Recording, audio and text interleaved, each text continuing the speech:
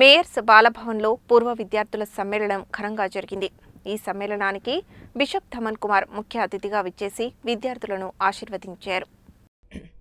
గంధవారిగూడెం రోడ్డులోని Mayers బాలభవన్లో Saint and sisters ఆధ్వర్యంలో గత 20 సంవత్సరాలుగా తల్లిదండ్రి లేని అనాథలను చేరదీసి విద్యాబోధనలు అందిస్తున్న విషయం తెలిసిందే.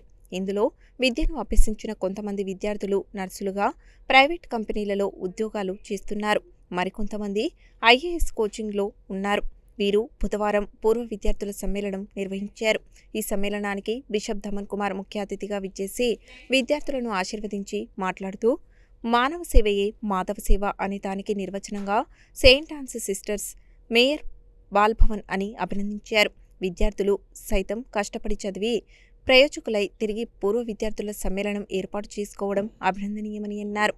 ఈ కార్యక్రమంలో Saint Ann's provincial sister Sam Dweena, sister Mary Antony, sister Annie, sister Grace Thomas, sister Shanti, AICC political general secretary Pasala Souraiah, Huzurnagar MRO Kavitha Praveen, father Balaswamy, father Kiran, Rajasekhar తదితరులు పాల్గొన్నారు. ఈ యొక్క రోజు మేము మా ఒక పాత పిల్లలు ఈ ఫోస్టర్ చిల్లు అంటారు. ఇక్కడ వాళ్ళకు ఒక లైఫ్ ఇచ్చేసి వాళ్ళొకసారి వాళ్ళ గ్రోత్ చూడడానికి వాళ్ళు ఎంతవరకు పెరిగారు వాళ్ళు చిన్నప్పటి నుంచి మన దగ్గర ఉన్న. అందుకే a seed of care and tree of change.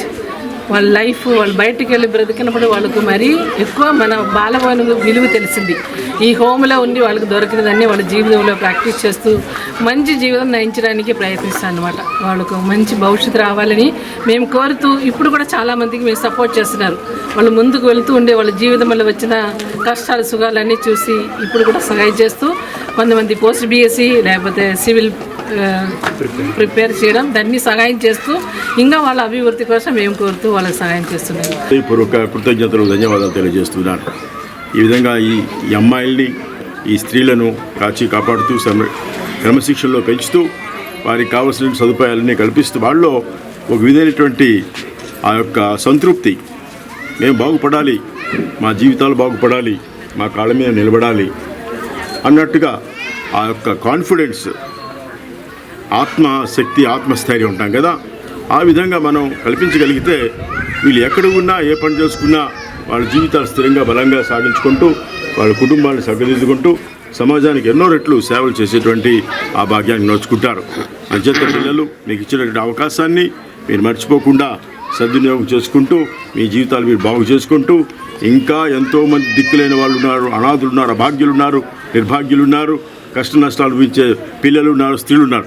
వాళ్ళకు కూడా మీరు చేయూతనిచ్చి అభివృద్ధి పదవులు నడిపించాలని, దేవుడు మీ అందరినీ ఆస్వాదించాలని, ముఖ్యంగా ఈ సంస్థ నడిపిస్తూ ఉన్నటువంటి సిస్టర్స్ అందరినీ కూడా దేవుడు చల్లగా చూడాలని, ఆస్వాదించాలని నేను మనపూర్వకంగా అభిలషిస్తూ ఆకాంక్షిస్తూ దీవిస్తున్నాను. సోనియా అనే అమ్మాయి ఇక్కడనే ఉంది. ఏదో ఎక్కడుంది అది? అయితే అప్పుడే సిస్టర్స్ తీసుకొని వచ్చారు, బోడుగుండు చేశారు. ఎందుకమ్మా బోడుగుండు చేశారంటే ఇంటికాడ పుండ్లు బాగా పట్టి ఆ అమ్మాయికి అసలు ఏం చేయాలో తెలియకపోతే అమ్మగారు శుభ్రం చేసి ఆ గుండును శుభ్రం చేసి ఒక టోపీ పెట్టుకొని తీసుకొచ్చారు.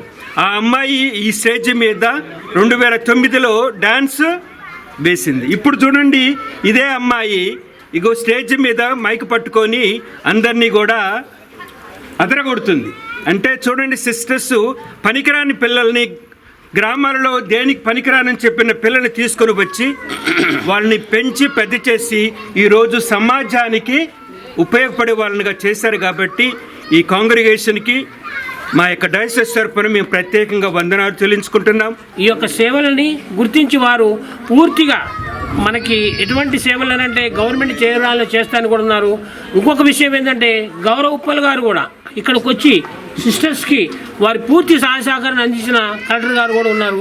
కాబట్టి ప్రత్యేకంగా సిస్టర్ గారికి నేను ప్రత్యేకంగా ధన్యవాదాలు తెలియజేసుకుంటూ నా యొక్క చిన్న ఏదైనా సహాయ సహకారం ఉంటే తప్పకుండా నేను ప్రభుత్వం ద్వారా చేయిస్తానని చెప్పని తెలియజేసుకుంటూ మరొక్కసారి ఆ రోజు ఇక్కడ రావడానికి బిషప్ గోంజోజీ గారు 2 ఎకరాల భూమినిచ్చి మన డైసెస్లో వీరు నిలబెట్టినందుకు వారికి కూడా ధన్యవాదాలు తెలియజేసుకుంటూ మరొకసారి మీ అందరికీ నా హృదయపూర్వకంగా ధన్యవాదాలు, కృతజ్ఞతలు